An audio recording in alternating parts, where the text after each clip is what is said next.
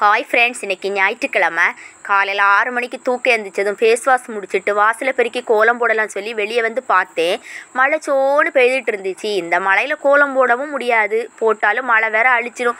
சரி, இன்றைக்கி ஒரு நாள் விட்டுறலாம் சொல்லிட்டு நேராக கிச்சனுக்குள்ளே போயிட்டேன். காலையில் பார்த்தீங்கன்னா எனக்கும் என் பையனுக்கும் கருப்பட்டி காப்பி தான் அன்றைக்கி போட்டிருந்தேன். அவனுக்கும் கொடுத்துட்டு நானும் குடிச்சிட்டேன். குடிச்சு முடித்த கையோடு அவன் பிரேக்ஃபாஸ்ட்டுக்கு என்ன பண்ணலாம் யோசித்தப்போ என் பையன் சிக்கன் மோமோஸ் வேணும்னு கேட்டிருந்தான். சைடில் சிக்கன் மோமோஸுக்கு தேவையான காயெல்லாம் கட் பண்ணி முடித்த கையோட கார சட்னியை ரெடி பண்ணி அதுக்கு தேவையான தாளிப்பையும் கொடுத்து முடிச்சாச்சு.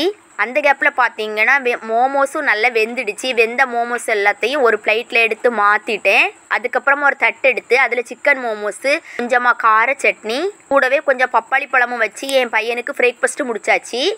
பிரேக்ஃபாஸ்ட் முடித்த கையோடு பார்த்தீங்கன்னா என் பையன் கடையிலேருந்து கொத்தமல்லி கீரை வாங்கிட்டு வந்திருந்தான். நான் அதெல்லாத்தையும் க்ளீன் பண்ணி ஒரு பாத்திரத்தில் ஸ்டோர் பண்ணி வச்சுட்டு இருந்தேன். இந்த மாதிரி நம்ம பண்ணி வைக்கும்போது ஒரு வாரம் வரைக்கும் கொத்தமல்லி கீரை ஃப்ரெஷ்ஷாகவே இருக்கும். ஆல்ரெடி இந்த வீடு நம்ம சேனலில் போட்டிருக்கோம், போய் செக் பண்ணி பாருங்கள்.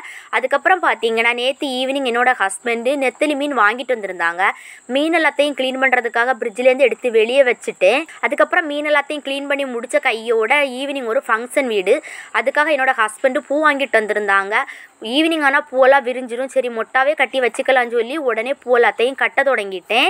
அதுக்கப்புறம் பார்த்தீங்கன்னா ஈவினிங் 4 மணி ஆகிடுச்சு. ஃபங்க்ஷன் வீட்டுக்கு கிளம்பியாச்சு. வயலட் கலரில் சுடிதார் போட்டிருந்தேன், அதுக்கு மேட்சாக ஒரு இயரிங்கும் போட்டிருந்தேன். பூவெல்லாத்தையும் தலையில் வச்சுட்டு நம்ம ஃப்ரெஷ்ஷாக ரெடி ஆயாச்சு. அதுக்கப்புறம் பார்த்தீங்கன்னா விளக்கு ஏற்றி சாமி கும்பிட்டுட்டு உடனே ஃபங்க்ஷன் வீட்டுக்கு நானும் என் பையனும் கிளம்பியாச்சு. ஃபங்க்ஷன் வீட்டில் பார்த்தீங்கன்னா சப்பாத்தி, சென்னா மசாலா, ஆனியன் ரைத்தா, கேசரி, சிக்கன், கூடவே பிரியாணியும் கொடுத்துருந்தாங்க. எல்லாத்தையும் ஃபுல் கட்டி முடித்த கையோட வீட்டுக்கு வந்து ட்ரெஸ் சேஞ்ச் பண்ணியாச்சு. அதுக்கப்புறம் பிரியாணி சாப்பிட்டாலும் ரொம்ப தண்ணி தாகமாக இருந்தேன்னு தண்ணி குடிச்சிட்டு இருந்தேன். இன்றைக்கி டே இப்படி தான் சிம்பிளாக முடிஞ்சிச்சு. வீடியோ பிடிச்சா லைக் பண்ணுங்கள், சேனலை சப்ஸ்கிரைப் பண்ணுங்கள். நெக்ஸ்ட் விழாக்கில் மீட் பண்ணலாம். பாய்.